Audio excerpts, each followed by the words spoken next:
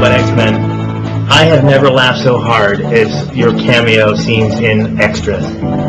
I mean, I practically, I want to see so much more comedy from you. We've seen it over the years, but we never. Why don't you do more comedy? It's a struggle.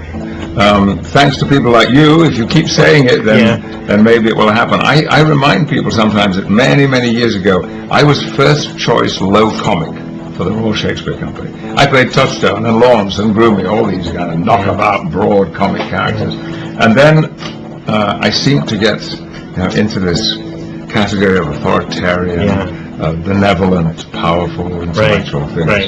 And fundamentally, I'm a clown. And well, there have been two wonderful things in the last 2 years. One was being invited into the last season of Frasier to do one episode. That's right. You had the little crush on Frasier. Oh, come out! I would have walked barefoot to Jerusalem for him, and that was a fabulous experience. I'd never done sitcom before. Oh, really? Never done half hour. Yeah. It was terrifying and fabulous.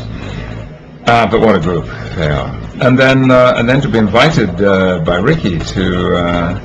And that's how it happened. And he is honestly the best. He is the best at comedy. But your comic timing in that was so brilliant. I'm just like... Well, they got me. As they said, that you're never... Nobody is ever first choice. It doesn't matter who you are. There's always somebody they wanted before they got you. Yeah. And I know that was the case with this episode of Extras, because I was in the market one day, and my cell phone rang. And this voice said, "Hi, Patrick, this is Ricky Gervais." And I said, "Yeah, sure. Come on, who the hell?"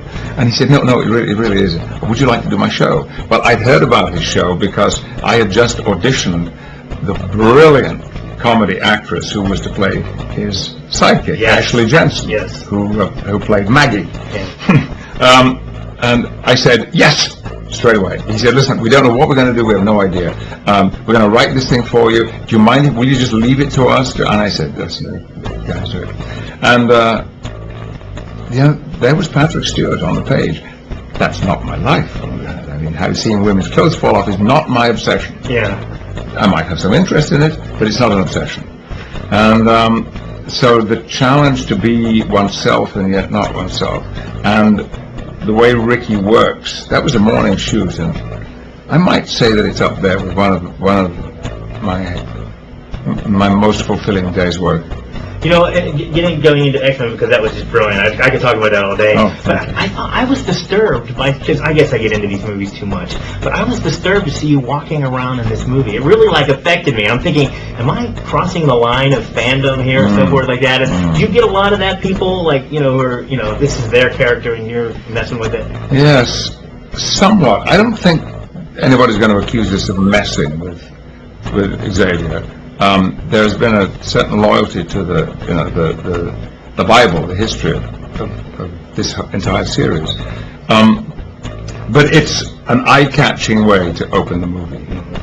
Yeah. What did you think the first time you saw the age reduction software that they used on you? Because that was a little hard to get used to watching too. I'd seen an example of the software. These two brilliant guys, English guys, had a demo tape which I saw, and it was dazzling. Even now, being so used to what can be achieved by digital manipulation on film, this was truly astonishing.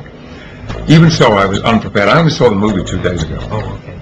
I was unprepared for how it felt to be looking at Ian and myself in that situation with those years. They'd done a little more than I'd expected them to do. Oh, really? Yeah, but I didn't feel it was fake in any way. I was convinced by it. Well, I can't get enough. Please, let's more.